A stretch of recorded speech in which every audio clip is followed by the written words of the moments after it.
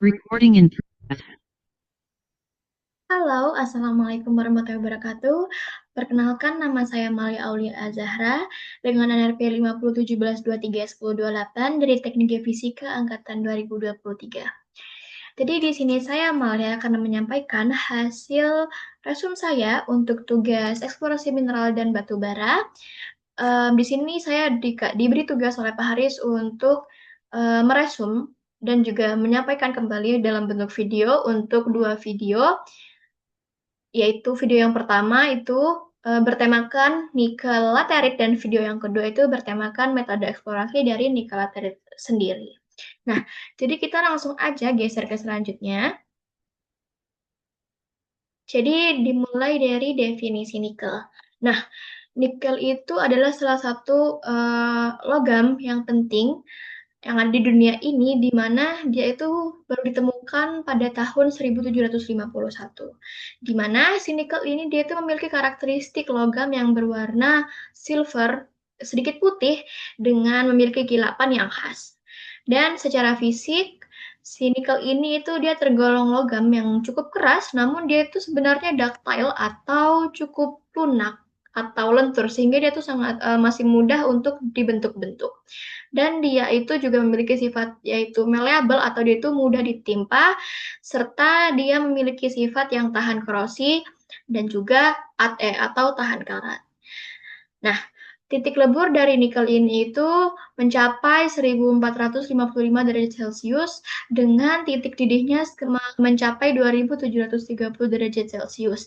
Sehingga dari ketinggian suhu yang sudah saya sebutkan tadi itu membuktikan bahwa nikel ini memiliki kestabilan yang cukup baik dan cukup tinggi dalam keadaan-keadaan yang sangat ekstrim.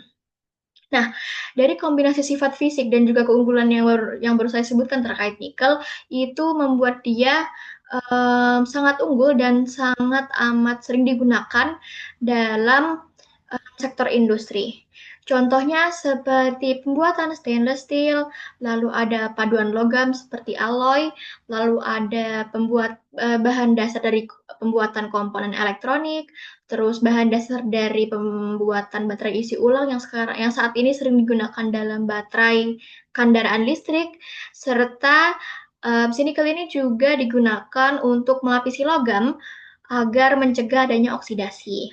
Nah, menurut International Study Group pada tahun 2016 dan juga US Geological Survey pada tahun 2019, nikel ini itu dijadikan atau dinobatkan menjadi salah satu komoditas tambang yang sangat strategis di dunia saat ini karena perannya dia itu sangat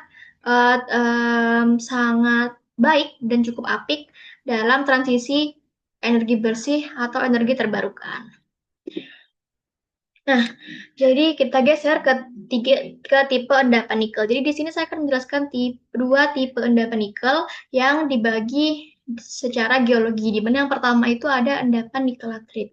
Nah, endapan nikel latrit sendiri itu adalah endapan sekunder di mana dia itu berasal dari hasil pelapukan kimia dari batuan bersifat ultrabasa atau ultramafic. Nah, proses pelapukan ini itu membuat unsur-unsur nikel yang semulanya itu dia tersebar di dalam mineral mafic menjadi terkonsentrasi secara residual di lapisan tanah yang ada di bagian paling bawah. Nah, proses utama dari endapan nikel laterite ini tuh ada tiga, di mana yang pertama itu ada pelapukan, lalu kemudian bergeser ke oksidasi, dan yang terakhir ada migrasi ion nikel menuju zona bawah permukaan. Nah, mineral biji utama dari tipe nikel laterite sendiri itu adalah garnierit atau nikel magnesium hydrosilikat. Lalu untuk jenis endapan yang kedua yaitu endapan nikel sulfida, di mana dia itu merupakan masuk ke endapan primer yang terbentuknya itu melalui proses yaitu hidrotermal pada batuan yang bersifat basah hingga ultramafic atau ultrabasah. Nah, di sini itu nikel berasosiasi dengan sulfur dan juga logam lain agar membentuk mineral seperti namanya penlandit. Nah, tipe dari endapan nikel sulfida ini itu banyak ditemukan di daerah keraton atau sabuk batuan beku tua yang seperti ada di Kanada dan juga Rusia. Nah, kedua tipe endapan ini itu sangat penting dalam dunia pertambangan. Tetapi si endapan nikelatrit itu lebih umum ada di wilayah tropis seperti di Indonesia. Kemudian ada batuan induk dari nikelatrit atau parent rock. Nah, parent rock dan parent rock itu salah satu faktor yang ada dalam pembentukan endapan laterit.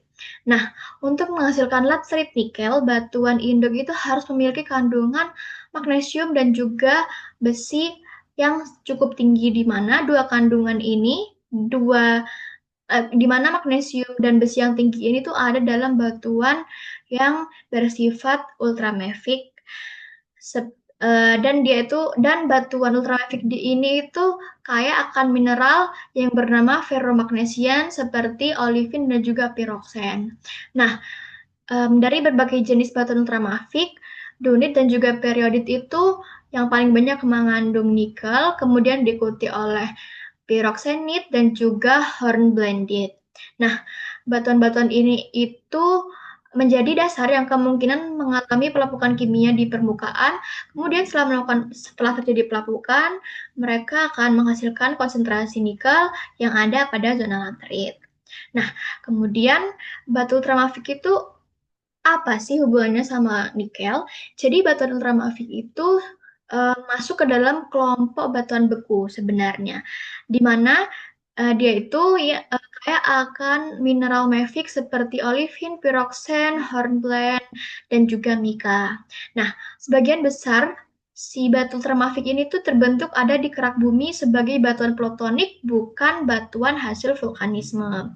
Nah, kandungan nikel pada batuan ultramafik ini banyak ada di dalam batuan olivin dan juga piroxen. Nah, apabila diurutkan, urutan kandungan nikel pada mineral mafik itu dimulai dari olivin, kemudian ortopiroxen, kemudian ada klinopiroxen, lalu kromit dan atau magnetit, di mana mineral mafiknya itu dia yang paling sedikit. Nah,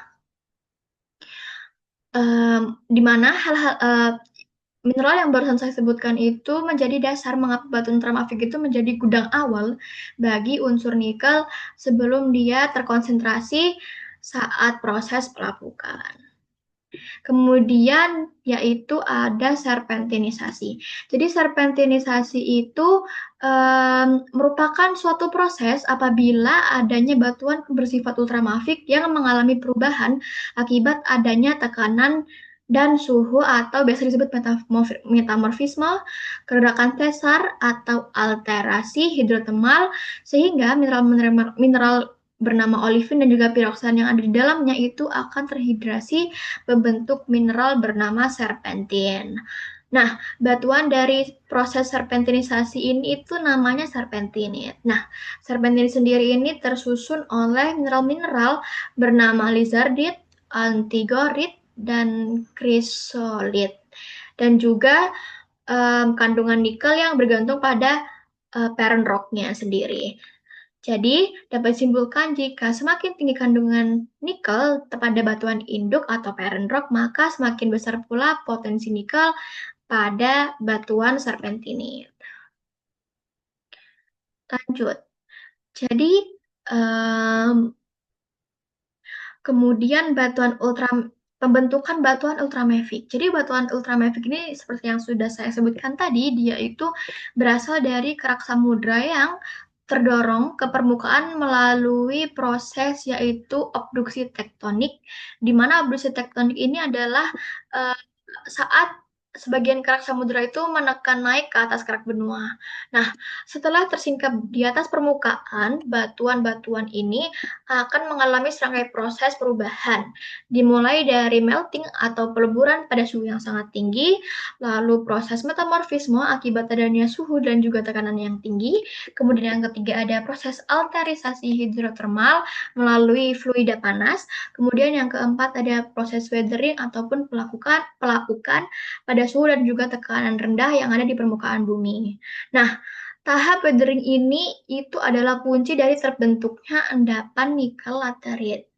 Nah, Pelapukan atau weathering ini itu adalah proses degradasi batuan menjadi bentuk yang lebih stabil yang ada di permukaan bumi. Nah, pelapukan sendiri dibagi menjadi dua tipe utama. Yang pertama ada pelapukan fisika atau mekanis, di mana dia itu disebabkan batuan ini terpecah atau terlapuk adanya karena terkena air, angin, es, tumbuhan, atau hewan tanpa mengubah komposisi kimia dari batuannya.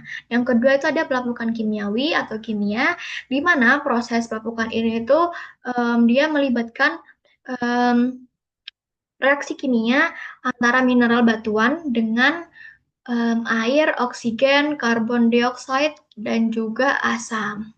Nah, empat mekanisme penting dalam pelapukan kimia. Yang pertama ada hidrolisis, di mana hidrolisis itu adalah reaksi air dan juga asam terhadap mineral baru seperti hematit. Maaf, saya salah. Jadi hidrolisis ini itu adalah reaksi air dan juga asam terhadap mineral yang merusak struktur-struktur dari kisah tersebut dengan melepaskan unsur-unsur penyusunnya.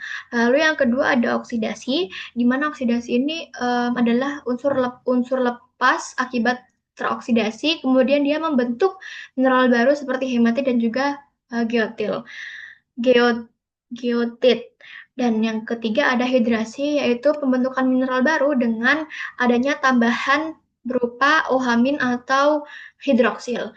Lalu yang terakhir mekanisme pelapukan kimia yang terakhir ada pelarutan atau solution, di mana unsur-unsur yang mudah larut seperti magnesium dan juga Si itu dia akan terbawa oleh air tanah menuju ke lapisan yang paling bawah. Lalu, di sini saya juga akan membahas terkait mobilitas unsur-unsur saat melakukan. Jadi, setiap unsur itu dia memiliki tingkat mobilitas yang sangat berbeda-beda selama pelapukan. Dibagi menjadi tiga, yaitu ada sangat mobile, di mana dia itu mudah larut dan juga terbawa air tanah asam. Contoh unsurnya seperti Ca, Na, Mg, K, dan juga Si. Kemudian yang kedua ada mobilitas terbatas, di mana unsur-unsur ini itu sebagian akan larut dalam kondisi asam, namun dia akan mengendap kembali saat pH-nya netral. Contoh unsurnya adalah Ni2+, CO2+, dan juga Mn2+. Lalu yang ketiga, yang terakhir, itu adalah tidak mobile, di mana unsur ini akan tetap di tempat dan menjadi bagian dari tanah residual. Contoh unsurnya adalah seperti Al3+, Fe3+, Cr3+, Ti, dan lain-lain. Nah, tiga klasifikasi ini tuh sangat penting karena dia itu menentukan di mana si nikel ini akan terperangkap selama proses pembentukan nikel atau lateritnya. Lalu, di sini adalah proses laterisasi dan juga supergene enrichment. Nah, proses pembentukan dapet nikel laterit itu berlangsung secara bertahap. Di sini saya bagi menjadi 7, di mana yang dimulai dari pelapukan kimia awal yang menghancurkan struktur mineral batuan ultramafik. Kemudian dilanjutkan dengan Fe2+ yang teroksidasi menjadi Fe3+. Kemudian dia membentuk menjadi tanah residual yang kaya akan besi oksida di permukaannya. Contohnya seperti lapisan limonit. Lalu unsur Ni, magnesium, dan juga Si dia akan larut dan juga bergerak turun bersama air tanah asam. Nah, ketika air ini mencapai pH netral, biasanya dia itu ada di bawah water table, unsur-unsur tadi akan mengendap. Lalu reaksi hidrasi itu akan membentuk mineral baru berupa nikel magnesium hydrosilicate seperti garnierit.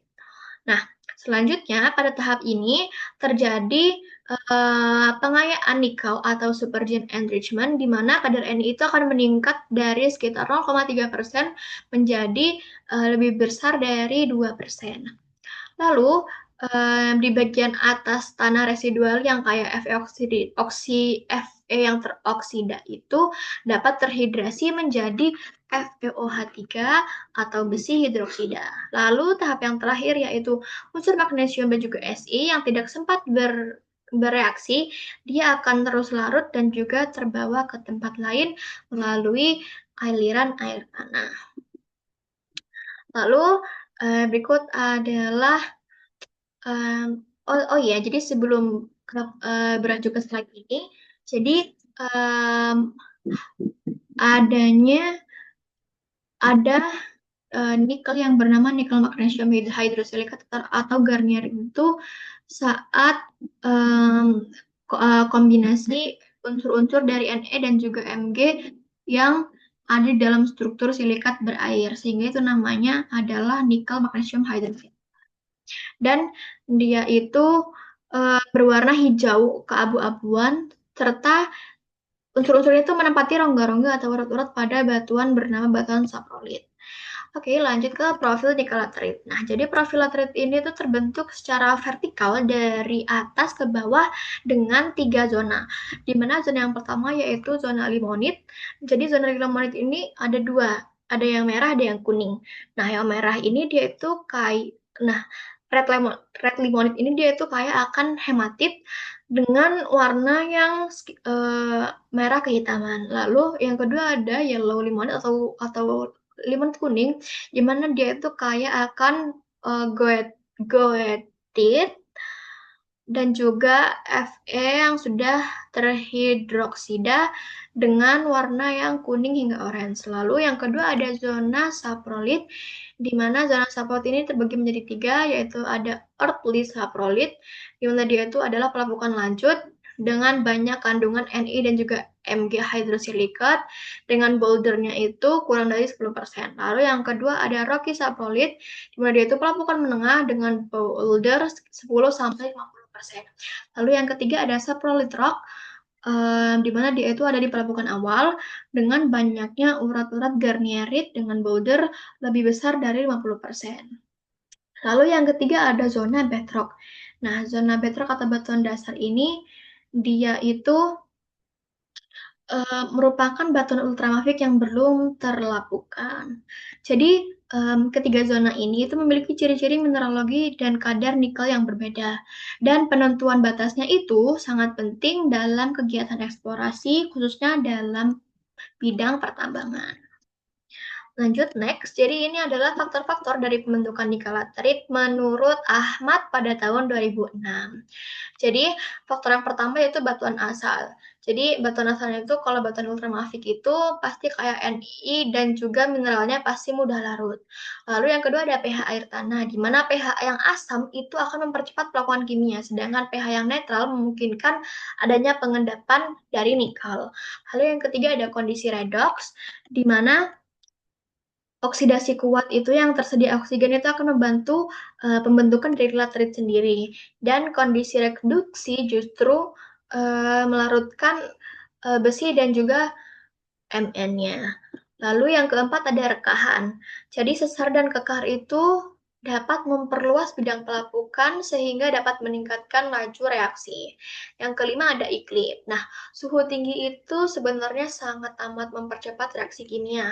Hujan lebat dan juga yang menyediakan air itu juga baik untuk pelarutan dan juga migrasi dari unsur-unsurnya.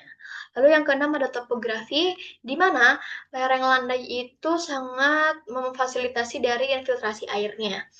Juga dia itu berperan untuk memperkuat pelapukan kimia, dan juga lereng yang curam itu dia itu sangat mendominasi dari pelapukan fisiknya. Lalu yang ketujuh ada vegetasi, di mana akar dan asam humus dari tumbuhan itu dapat menurunkan pH dan juga mempercepat pelapukan. Lalu yang terakhir yaitu waktu. Jadi proses saturisasi itu memerlukan waktu geologis yang panjang, bisa ratusan ribu hingga jutaan tahun. Baik, kita lanjut ke video kedua. Maaf, kita ke resume video kedua yang bertemakan metode eksplorasi endapan nikel laterite. Jadi sebelum kita masuk ke slide selanjutnya, jadi eksplorasi itu dapat diartikan menjadi 3. Menurut video ini tuh dapat diartikan menjadi 3. Yang pertama itu mencari cadangan atau sumber baru. atau terbarukan. Yang kedua itu mencari tahu apakah cadangan-cadangan tersebut itu layak untuk dieksploitasi. Dan yang ketiga itu eksplorasi itu berarti mendapatkan data yang kita peroleh dari serangkaian yang telah dilihat pada peta topografi untuk memperoleh data-data konkret. Sehingga secara garis besar jika disatukan, maka eksplorasi ini itu bertujuan untuk mengungkapkan, yaitu menemukan, mengidentifikasi, dan juga mengukur keberadaan dari deposit sumber daya alam yang ekonomis melalui beberapa tahapan untuk mengurangi resiko-resiko saat dilakukannya bisnis. Kemudian ini adalah proses perubahan sumber daya mineral menjadi cadangan biji. Jadi di sini terbagi diklasifikasikan menjadi dua, yaitu mineral resource atau sumber daya mineral dan juga ore resource atau cadangan biji. Jadi sumber daya mineral ini itu ada tiga, yaitu ada inferred atau tereka, kemudian ada indicated atau tertunjuk, dan juga ada measured atau terukur. Lalu untuk cadangan biji sendiri, dia itu memiliki dua jenis, yaitu probable atau terkira, seperti perencanaan tambang, dan juga ada proof atau terbukti. Oke, mohon maaf. Oke, jadi di sini saya ingin memberikan penjelasan tambahan terkait gambar ini. Jadi konversi dari resource to reserve itu memerlukan adanya modifying factors atau faktor-faktor tambahan ketika melakukan pertambangan. Di antaranya itu seperti proses metalurgi, layak atau tidak yang dilakukan tambang, lalu infrastrukturnya itu apakah dia bisa memenuhi atau tidak, terus secara ekonomis dia itu apakah cukup cukup efisien atau tidak, lalu dari segi marketingnya, kemudian legalitasnya, dari segi sosialnya, dan juga faktor-faktor pemerintahnya. Nah, pada bagian tereka atau invert ini, dia tuh memiliki skala sekitar 100 hingga 25.000 untuk menentukan apakah si bisnis tambang ini prospek atau tidak. Jadi dalam invert ini dia itu memiliki data-data minimal yang harus dimiliki seperti adanya pemetaan geologi, kemudian geofisika seperti metode geolistrik 2D atau dipol-dipol, kemudian resistivitasnya batuan sendiri, terus perlu dilakukan juga tes PIT dan juga geochemicalnya. Lalu lanjut ke bagian skala yang jauh lebih detail, yaitu indicated atau tertunjuk. Jadi pada indicated atau tertunjuk ini skalanya itu akan jauh lebih detail karena dia itu mengetahui nominal-nominal dan juga bentuk dari bawah permukaannya sendiri. Nah, pada sesi ini tuh diperlukan data yang lebih detail kembali, seperti geologi yang lebih detail dengan bor pada grid 50 meter. Lalu lanjut ke bagian measured atau terukur. Nah, pada sesi terukur ini tuh dia akan menjadi lebih detail kembali dengan gridnya yang bisa mencapai lebih dari 50 meter. Nah, lebih detail kembali kurang dari 50 meter. Lalu jadi dan pada exploration results ini dia tuh juga adanya di akhir dia akan dilakukan kajian bernama feasibility study atau studi kelayakan yang dia itu akan membahas terkait modifying factors-nya. Lalu berikutnya ini adalah gambar diagram alir dalam melakukan eksplorasi tambang. Jadi di sini dimulai dari start, lalu dilakukan mineral rescue dan juga demand, kemudian dilakukan exploration. Jadi exploration ini akan melakukan mencari, membuktikan dan juga mengukur, kemudian akan didapatkan data exploration database. Lalu dari exploration ini juga akan didapatkan geological model, kemudian setelah mendapatkan exploration database dan juga geologi model, dia akan menghasilkan research, yaitu berupa model dan juga kalkulasi. Nah, dari model dan juga kalkulasi ini itu akan ditentukan feasibility studinya, yaitu dari segi geotechnical dan juga hydrogeology modelnya, lalu modifying factors-nya, dan juga reserve-nya. Kemudian Kemudian apabila memang reserve, dia akan dilakukan mine operation, kemudian eksplorasi tambang akan berlangsung dan hingga selesai. Lalu bergeser yaitu tahapan-tahapan eksplorasi pada nikel laterite. Jadi, tahapan-tahapan eksplorasi ini terbagi menjadi dua, yaitu tahapan saat sebelum dilakukan eksplorasi dan juga saat dilakukan eksplorasi. Nah, tahapan-tahapan yang dilakukan sebelum eksplorasi dimulai dari memastikan legalitas dari kegiatannya sendiri. Jadi minimal kegiatan tambang ini harus memiliki IUP atau izin usaha pertambangan yang memiliki output berupa dokumen eksplorasi. Lalu yang kedua yaitu memastikan keamanan dari lingkungan sekitar.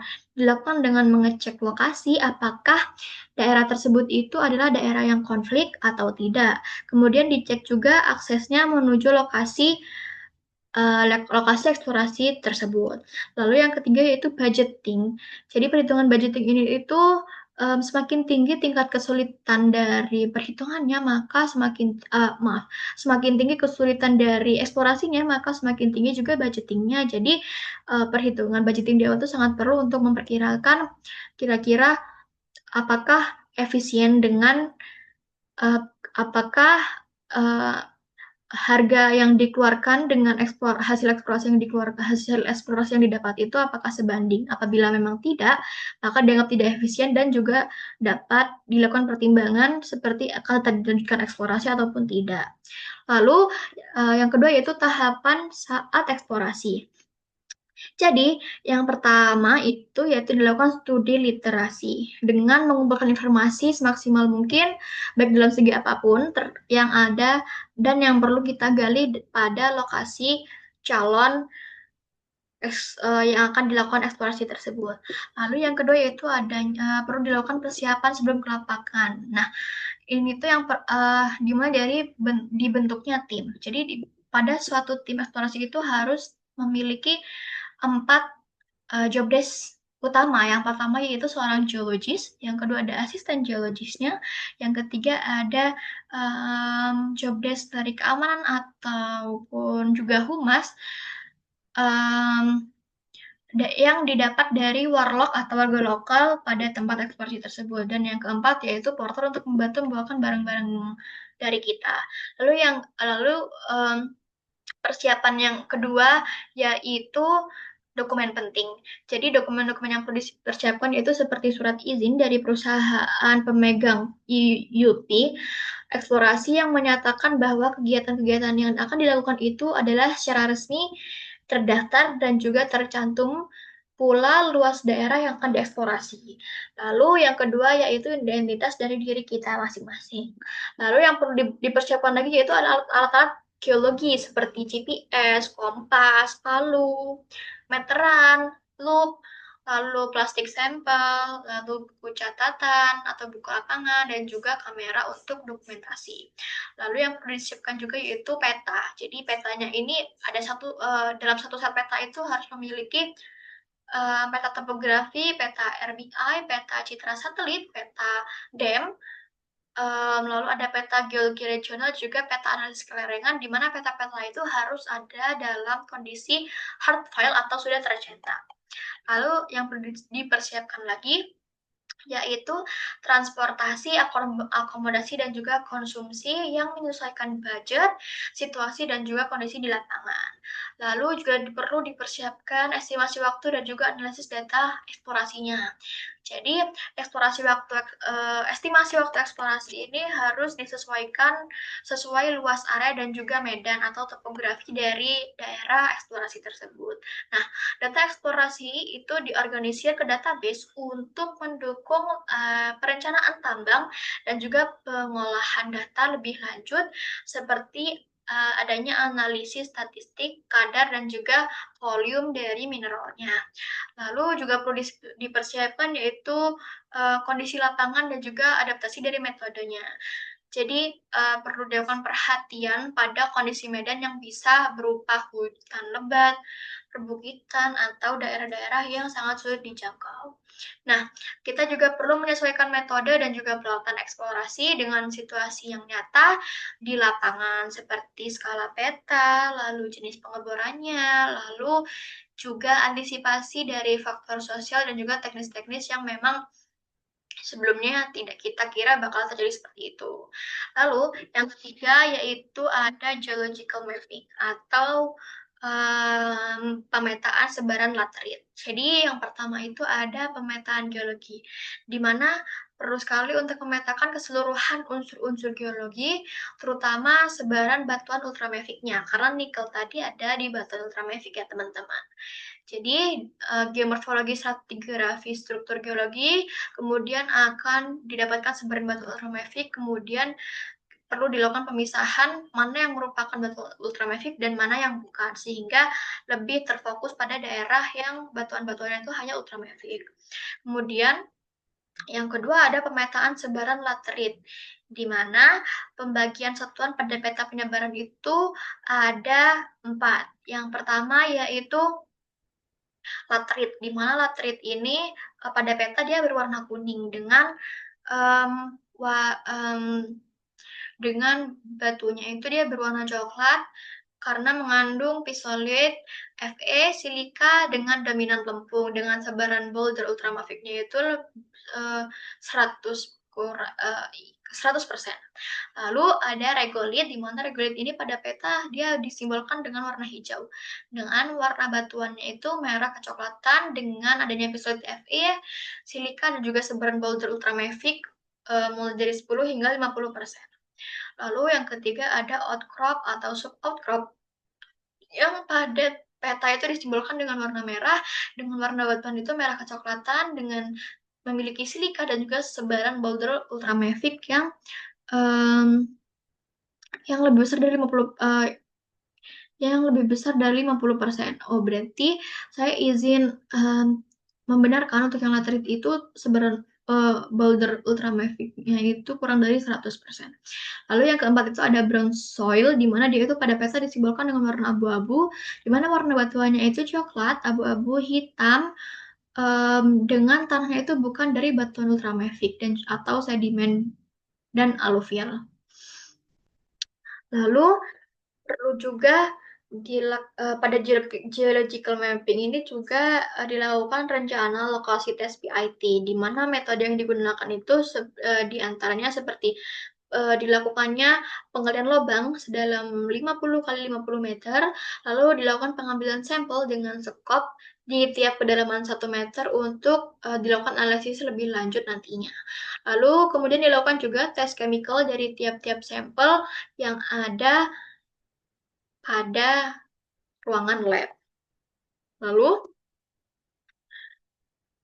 berikut adalah sumber utama dari kandungan nikel, di mana yang pertama itu adalah klinopiroksen. Jadi klinopiroksen ini adalah mineral silikat piroksen yang mengandung Fe, Mg, dan juga Ca dengan struktur kristal yang monoklinik. Nah, mineral ini itu berperan dalam pembentukan batuan ultramafik yang memainkan peranan sangat penting dalam menentukan karakteristik kimia dan juga fisik batuan sumber nikel. Lalu yang kedua ada autopiroksen atau biasa disebut dengan ortopiroksen, di mana ini tuh merupakan variasi lain dari mineral piroksen dengan struktur kristalnya yaitu ortorombik. Nah, mineral ini itu mengandung besi dan juga Mg yang sering ditemukan berdampingan dengan klinopiroksin dalam batuan ultramafic. Nah, kedua mineral ini itu sangat penting karena mereka itu adalah sumber utama dari kandungan nikel yang terdapat di dalam batuan ultramafic sebagai mineral pembawa nikel primer. Dalam eksplorasi, identifikasi, dan pemetaan keberadaan klinopiroksan dan juga autopiroksan ini juga menjadi bahan dasar untuk mengestimasi potensi endapan nikel laterit melalui proses sampling dan juga analisis laboratorium. Jadi cukup sekian presentasi atau penyampaian resume oleh saya. Terima kasih. Mohon maaf apabila saya ada salah kata atau penyampaian yang kurang berkesan. Terima kasih. Cukup sekian dari saya. Wassalamualaikum warahmatullahi wabarakatuh. Bye bye.